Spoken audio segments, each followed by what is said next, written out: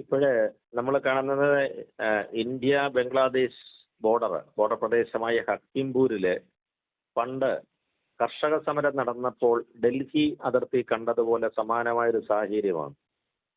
വലിയ ജനക്കൂട്ടം കെട്ടും പാണ്ഡവും ഒക്കെ ആയിട്ട് ഇങ്ങനെ കാത്തു നിൽക്കുകയാണ്. അതായത് ഇന്ത്യയിൽ അനധികൃതമായി താമസിച്ചിരുന്ന, ഇന്ത്യ രാജ്യത്ത് താമസിച്ചിരുന്ന ബംഗാളികൾ എന്ന പേരിൽ അറിയപ്പെട്ടിരുന്ന ബംഗ്ലാദേശികളെല്ലാം നാട് കടന്നോടുന്നതിനായിട്ട് കാത്തു നിൽക്കുന്നു. ഇവരൊക്കെ ഇതുവരെ ബംഗ്ലാദേശികളായിരുന്നു. ഇന്ത്യയിലെ ബംഗാളികൾ എന്നുള്ള പേരിലാണ് കഴിഞ്ഞിരുന്നത്. കേരളത്തിലും ഉണ്ടായിരുന്നു കേട്ടോ, കേരളത്തിലും ധാരാളമായി ഉണ്ടായിരുന്നു. ഏതാണ്ട് 25-30 ലക്ഷം പേരോളം വരുന്ന അതിഥി തൊഴിലാളികൾ നല്ലൊരു ശതമാനം ബംഗ്ലാദേശികളായിരുന്നു. അതിന്റെ നമ്മുടെ അറിയാനുണ്ട്, നമ്മുടെ ഫാക്ടറികളിലും നമ്മുടെ പറഞ്ഞില്ലേ ഹോട്ടലുകളിലും ഒക്കെ അതിന്റെ അറിയാനുമുണ്ട്. ഇവരെല്ലാം എല്ലാവരും സ്ഥലം വിട്ടിരിക്കുകയാണ്. ഇവരെല്ലാം ഇപ്പൊ ഹക്കിംപൂർ ബോർഡറിലാണ്. നമ്മുടെ ബംഗ്ലാദേശുമായിട്ട് അതിർത്തി പങ്കിടുന്ന ആ ബോർഡർ സ്ഥലത്ത് ഇപ്പൊ നമ്മൾ കഴിഞ്ഞ ദിവസം ഇംഗ്ലീഷ് മാധ്യമങ്ങള് ചാനലുകളും ഒക്കെ കാണിക്കുന്നുണ്ട്, വിഷ്വൽ കാണിക്കുന്നുണ്ട്.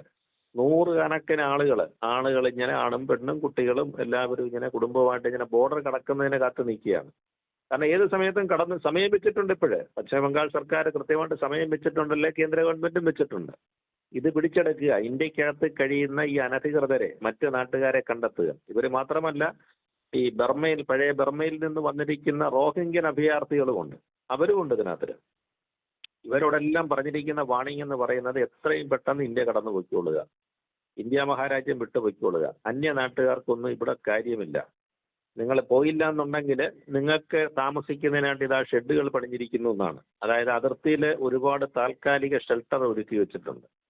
ആരെങ്കിലും മനഃപൂർവ്വം ഇന്ത്യക്കകത്ത് ഇനിയും തങ്ങാൻ, ഈ പറഞ്ഞ സമയപരിധിക്കുള്ളിൽ തങ്ങാൻ തീരുമാനിച്ചു കഴിഞ്ഞാൽ അവരെ പിടിച്ച് ഷെൽട്ടറിനകത്തിടും. ആഹാരവും വെള്ളമൊക്കെ കൊടുക്കും. പക്ഷേ കേസിലേക്ക് മാറുകയും ചെയ്യും. അപ്പൊ അതുകൊണ്ട് വലിയ തിരക്കാണ്. ഈ ഹക്കിംപൂർ ബോർഡർ കടന്നു പോകുന്നതിനായിട്ട് വലിയ തിരക്കെന്നാണ് കാണുന്നത്. അതേപോലെ തന്നെ മാൾഡ അതിർത്തിയിലും ഉണ്ട് കേട്ടോ. അതായത് പശ്ചിമ ബംഗാളിനോടും ബംഗ്ലാദേശിനോടും ചേർന്ന് കിടക്കുന്ന അതിർത്തി. ഈ ഈ അതിർത്തി കൂടാണ് ഇവരെല്ലാം ചാടി വന്നത്. ഇപ്പൊ ഇംഗ്ലീഷ് ടിവിയുടെ ജേർണലിസ്റ്റുകൾ ചോദിക്കുമ്പോൾ പല ആളുകളും സംസാരിക്കുന്നത് കേട്ടില്ലേ, അവിടെ തമ്പടിച്ച് കിടക്കുന്ന രാജ്യത്തേക്ക് രക്ഷപ്പെടാൻ പോവാണ്, ബംഗ്ലാദേശിലേക്ക് രക്ഷപ്പെട്ട് ഇവിടുന്ന് ഓടിപ്പോകാൻ പോകുന്നവർ പറയുന്നത് ഞങ്ങളെല്ലാം ബംഗ്ലാദേശികളാണ്. അവർ സമ്മതിക്കുകയാണ്, ആണാണെങ്കിലും പെണ്ണാണെങ്കിലും അവർ സമ്മതിക്കുകയാണ്, ഞങ്ങളൊക്കെ ബംഗ്ലാദേശിൽ നിന്ന് ഈ അതിർത്തി വഴി ചാടി ഇന്ത്യയിലേക്ക് വന്നതാണെന്ന്. അപ്പൊ നിങ്ങൾക്ക് എന്തെങ്കിലും രേഖയുണ്ടോ എന്ന് ചോദിക്കുമ്പോൾ ചിലർ പറയുന്നത് ഞങ്ങളുടെ ഒരു രേഖയില്ല. നിങ്ങൾ എത്ര കാലം ഇന്ത്യയിൽ താമസിച്ചു എന്ന് ചോദിച്ചപ്പോൾ ചിലർ പറഞ്ഞു 1 വർഷം, 1.5 വർഷം, 2 വർഷം, 3 വർഷമായിട്ടൊക്കെ ഞങ്ങൾ ഇങ്ങനെ ബംഗാളിലും മറ്റ് ഇന്ത്യയിലെ സംസ്ഥാനങ്ങളിലും കഴിഞ്ഞുകൊണ്ടിരിക്കുകയാണെന്ന്. ആലോചിച്ച് നോക്കുക, മറ്റൊരു രാജ്യത്തുനിന്ന് യാതൊരു രേഖകളും ഇല്ലാതെ ഇന്ത്യയുടെ പല ഭാഗങ്ങളിലുമായിട്ട് ബംഗ്ലാദേശികൾ വന്ന് താമസിച്ചുകൊണ്ടിരുന്നു. നമ്മുടെ രാജ്യത്തിലെ ഒരു അവസ്ഥ എന്താണെന്ന് ആലോചിച്ച് നോക്കുക. പക്ഷേ നമ്മുടെ കേരളത്തിലും ഉണ്ടായിരുന്നു. അപ്പൊ പക്ഷെ കേരളത്തിൽ വരുന്ന ചില ആളുകളെ സംബന്ധിച്ചിടത്തോളം അവർ ചെയ്തുകൊണ്ടിരുന്നത് ആധാർ കാർഡുകൾ സംഘടിപ്പിക്കും. ഇവിടെ നിന്നെന്തെങ്കിലും ആധാർ കാർഡുകൾ സംഘടിപ്പിക്കും. ഒറിജിനൽ ആധാർ അല്ല. കഴിഞ്ഞ ദിവസം നമ്മൾ കണ്ടില്ലേ, പശ്ചിമ ബംഗാളിൽ പിടിച്ചെടുത്തു. അവിടുത്തെ ഒരു ആധാർ കാർഡ് നിർമ്മിക്കുന്ന സ്ഥാപനത്തിൽ നടന്ന റെയ്ഡില് 1 ലക്ഷത്തോളം വ്യാജ ആധാർ കാർഡുകളാണ് അവിടെ വെച്ചിരിക്കുന്നത്. പേര് മാത്രം അടിച്ചു ചേർത്താൽ മതി, ബാക്കി എല്ലാ രേഖകളും കണക്കാക്കിയിട്ട് പശ്ചിമ ബംഗാളിലെ 1-2 ജില്ലകളുടെ പേര് വെച്ചിട്ട് അവര് ഇതുപോലെ വ്യാജ ആധാർ കാർഡ് തയ്യാറാക്കി വെച്ചിരിക്കുകയാണ്. അപ്പൊ കേരളത്തിൽ നമ്മൾ ഈ പിന്നെ പ്രത്യേകിച്ച് എറണാകുളം ജില്ലയിലാണ് ഇവരുടെ പ്രധാനപ്പെട്ട കേന്ദ്രം, പത്തനംതിട്ട ജില്ല, പിന്നെ ഈ കേരളത്തിന്റെ പല ഭാഗങ്ങളിലും ഉണ്ട്, തിരുവനന്തപുരം അടക്കമുള്ള എല്ലാ ജില്ലകളിലും ഉണ്ട്. നമുക്കറിയാമായിരുന്നു. ഇതിൽ എത്ര പേര് ബംഗാളികൾ ഉണ്ടായിരുന്നു, ഇവർ തമ്മിൽ ആധികാരികത എന്താണ്? പല കൊലക്കേസും വന്നപ്പോഴാണ് നമ്മൾ അറിയുന്നത്, അല്ലേ? കഴുത്തറത്ത് കൊല്ലുക, അത്തരത്തിലുള്ള ക്രൂരമായ കേസുകൾ വന്നു കഴിഞ്ഞപ്പോഴാണ് അറിയുന്നതിനകത്ത് നല്ല ശതമാനം ബംഗാളികളുണ്ടെന്ന്. പക്ഷെ നമ്മുടെ ആളുകൾ ഇവരെ ഉപയോഗിച്ചിരുന്നു പറഞ്ഞു കഴിഞ്ഞാൽ തൊഴിൽ മേഖലകളിൽ, കൺസ്ട്രക്ഷൻ മേഖലകൾ എന്ന് പറഞ്ഞു കഴിഞ്ഞാൽ ഒരു വർഷം ലക്ഷക്കണക്കിന് കൺസ്ട്രക്ഷനാണ് കേരളത്തിൽ നടക്കുന്നത്. അപ്പൊ ആ ചീപ്പ് ലേബർ ഇവരെ പിന്നെ സാധാരണ കൂലിയെക്കാട്ടില് സാധാരണ മോശമായ കൂലിയല്ല, അവരുടെ നാടുമായിട്ട് കമ്പയർ ചെയ്യുമ്പോൾ സ്വർഗരാജ്യമായിരുന്നു. അവരുടെ ഗൾഫായിരുന്നല്ലോ കേരളം എന്ന് പറയുന്നത്. അപ്പൊ നല്ല പിന്നെ പ്രയത്നിക്കുന്നു, ജോലി ചെയ്യുന്നതിന് അവർക്ക് മടിയൊന്നും ഉണ്ടായിരുന്നില്ല. അപ്പൊ അതുകൊണ്ട് ഒരു കൺസ്ട്രക്ഷൻ രംഗത്ത്, ഹോട്ടലുകളിൽ നല്ല ശതമാനം, 90% ഈ ആസാമിൽ നിന്നും ബംഗാളിൽ നിന്നും വന്ന ആളുകളായിരുന്നു. അതേപോലെ തന്നെ പ്ലൈവുഡ് ഫാക്ടറി, നമ്മുടെ എറണാകുളം ജില്ല കേന്ദ്രീകരിച്ച പെരുമ്പാവൂർ കേന്ദ്രീകരിച്ച് കിടക്കുന്ന പ്ലൈവുഡ് ഫാക്ടറിയിലെ 99% ജീവനക്കാരും ഇവർ തന്നെയായിരുന്നു. ഈ മേഖലകളിലെല്ലാം ഇപ്പോൾ വലിയ പിന്നെ പ്രശ്നമാണ്. പ്രശ്നം വെച്ചാൽ പല കമ്പനികളിലും പൂട്ടുന്ന അവസ്ഥയിലേക്ക് വരികയാണ്. ഹോട്ടലുകളുടെ അവസ്ഥ നമുക്കറിയാമല്ലോ. ഹോട്ടലുകളിൽ നിന്ന് ആസാമികളും ബംഗാളികളും പോയതോടുകൂടി പല ഹോട്ടൽസുകളും, പ്രധാനപ്പെട്ട ഹോട്ടലുകളടക്കം, അതോടൊപ്പം തന്നെ വാചകത്തിന്റെ വില കൂടുതലൂടെ വന്നതോടുകൂടി ഹോട്ടലുകളിൽ നല്ല ശതമാനം അടച്ചിട്ടിരിക്കുകയാണ്. ഇപ്പൊ കഴിഞ്ഞ ദിവസം പെരുമ്പാവൂരിൽ നിന്ന് പ്ലൈവുഡ് ഫാക്ടറി എന്നൊരാൾ പറയുന്നത് കേട്ടില്ലേ, 3 ഷിഫ്റ്റിലൊക്കെ ധാരാളം തൊഴിലാളികൾ വർക്ക് ചെയ്തുകൊണ്ടിരുന്ന കുറേ സ്ഥാപനങ്ങളുണ്ടായിരുന്നു അവിടെ. അവിടെ നമ്മളറിയാം, ആലുവ റെയിൽവേ സ്റ്റേഷനിലൊക്കെ ട്രെയിനിൽ ഈ നോർത്ത് ഇന്ത്യയിൽ നിന്ന് വരുന്ന ട്രെയിൻ വന്ന് നിൽക്കുമ്പോൾ നമുക്കറിയാം എത്രയോ തൊഴിലാളികളാ വന്നിറങ്ങുന്നറിയാം. വലിയ കൂട്ടമായിട്ടാണ് വരുന്നത്. ഇവരെയൊക്കെ ആര് പരിശോധിക്കുന്നു? ഇവിടത്തുകാരാണെന്നൊന്നും അറിയത്തില്ല. അങ്ങനെ വന്ന് തൊഴിലാളി ചെയ്തുകൊണ്ടിരുന്നവരാണ്. പക്ഷെ ഇവരൊക്കെ വോട്ട് ചെയ്യാനായിട്ട് ബംഗാളിലേക്ക് പോയതാണ്. പക്ഷെ ആരും തിരിച്ചു വരുന്നില്ല എന്നുള്ളതാണ്. അതാണ് ഉടമസ്ഥന്മാർ പറയുന്നത്. ഹോട്ടൽ മുതലാളിയും ഈ പ്ലൈവുഡ് ഫാക്ടറിയുടെ മുതലാളിയൊക്കെ അതാണ് പറഞ്ഞുകൊണ്ടിരിക്കുന്നത്. ഇതുവരെ പോയവരാരും തിരിച്ചു വരുന്നില്ല.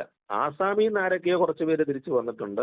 പക്ഷേ പശ്ചിമ ബംഗാളിൽ നിന്ന് വോട്ട് ചെയ്യാൻ പോയവരാരും തിരിച്ചു വരുന്നില്ലെന്ന് സത്യമാണ്. അതാണ് ഇന്നിപ്പോൾ ഇംഗ്ലീഷ് ചാനലുകളൊക്കെ കാണിച്ചുകൊണ്ടിരുന്നത്. അവിടെ വോട്ട് ചെയ്യാൻ, ഇവിടെ വോട്ട് ചെയ്യാനെന്ന് പറഞ്ഞ് ഇവിടുന്ന് പോയവരെല്ലാം നല്ല ശതമാനവും ബംഗ്ലാദേശികളാണ്. അവരെങ്ങനെ തിരിച്ചു വരാനാണ്? അവർക്കെതിരെയാണ്. അതാണ് മമതാ സർക്കാർ ഇവരെ തീറ്റിപ്പോറ്റുകയായിരുന്നു. മമതാ സർക്കാർ പശ്ചിമ ബംഗാളിൽ അവരുടെ വോട്ട് ബാങ്കായിട്ട് സംരക്ഷിച്ചവരെ തീറ്റിപ്പോറ്റുകയായിരുന്നു. അങ്ങനെ അവര് ആ സംസ്ഥാനത്തും കൊള്ളയും കൊള്ളിവെപ്പും നമുക്കറിയാമല്ലോ. വലിയ വർഗീയ കലാപങ്ങൾ വരെ ഏത് സമയത്തും അഴിച്ചുവിടുന്ന ഒരു രീതിയിലേക്കായിരുന്നു പശ്ചിമ ബംഗാളിന്റെ അവസ്ഥ. ആ പശ്ചിമ ബംഗാൾ ഇപ്പൊ നരേന്ദ്രമോദിയുടെ നേതൃത്വത്തിൽ അല്ലെങ്കിൽ അദ്ദേഹത്തിന്റെ തെരഞ്ഞെടുപ്പ് പ്രചരണത്തെ തുടർന്ന് അവിടെ പശ്ചിമ ബംഗാൾ പിടിച്ചെടുത്തു. അല്ലെ BJPയുടെ ശക്തമായ പ്രചരണത്തെ തുടർന്ന് സുവേന്ദു അധികാരി എന്ന് പറയുന്ന മുഖ്യമന്ത്രി, BJPയുടെ മുഖ്യമന്ത്രിയാണ് ഇവിടെ ഭരിക്കുന്നത്. അപ്പൊ ഇവരാദ്യത്തെ തീരുമാനം പശ്ചിമ ബംഗാളിനെ ശുദ്ധീകരിക്കുക എന്നുള്ളതായിരുന്നു. അനധികൃത പട്ടികയിലുണ്ടായിരുന്ന ഏതാണ്ട് 1 കോടിയോളം വരുന്ന അനധികൃത ആളുകളെ SIR വഴി പുറത്താക്കി.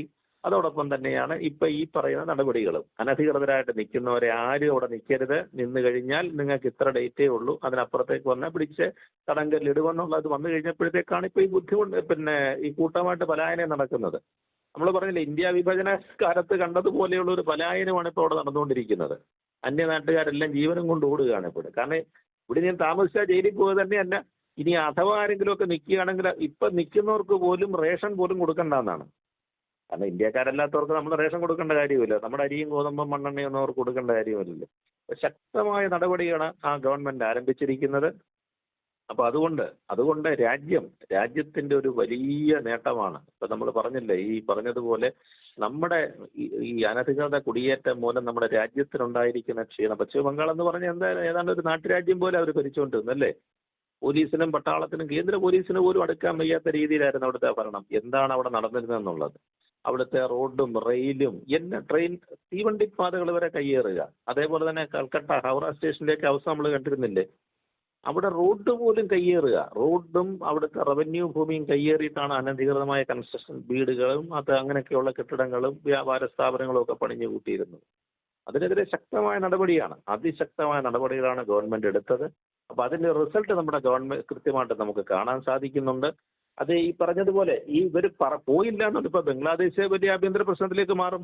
ഇവരെല്ലാം കൂടെ ഒന്നാമത് അവിടെ വലിയ പ്രശ്നമാണ്, സാമ്പത്തിക ബുദ്ധിമുട്ടും കാര്യങ്ങളും ഒക്കെയാണ്. അതുകൊണ്ട് അവരിനകത്തിന് ആ രാജ്യത്തും പ്രശ്നങ്ങളിലേക്ക് മാറും ഇത്. അതുകൊണ്ടാണ് അവരെ കിട്ടുന്ന സമയങ്ങളിലൊക്കെ നമുക്കെതിരെ എന്തെങ്കിലുമൊക്കെ ചെയ്യാൻ പറ്റുമോ എന്നുള്ളതാണല്ലോ ഇപ്പൊ ബംഗ്ലാദേശ് സർക്കാരിന്റെ പരിപാടി എന്ന് പറയുന്നത്.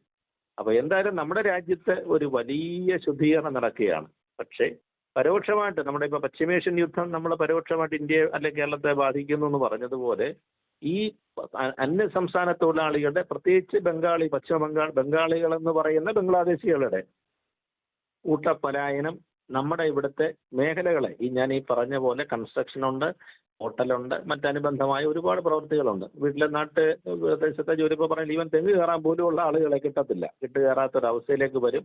പക്ഷെ അതൊന്നും പറഞ്ഞിട്ട് കാര്യമില്ല. നമ്മുടെ നാട് ശുദ്ധീകരിക്കുക എന്നുള്ളത് തന്നെയാണ് പ്രധാന കാര്യം. അത് അത്തരം കാര്യങ്ങളാണ് ഇപ്പോൾ നമ്മൾ കണ്ടുകൊണ്ടിരിക്കുന്നത്. പിന്നെ പശ്ചിമ ബംഗാളിന്റെ പല ബോർഡർ ജില്ലകളിലും കണ്ടുകൊണ്ടിരിക്കുന്നത്.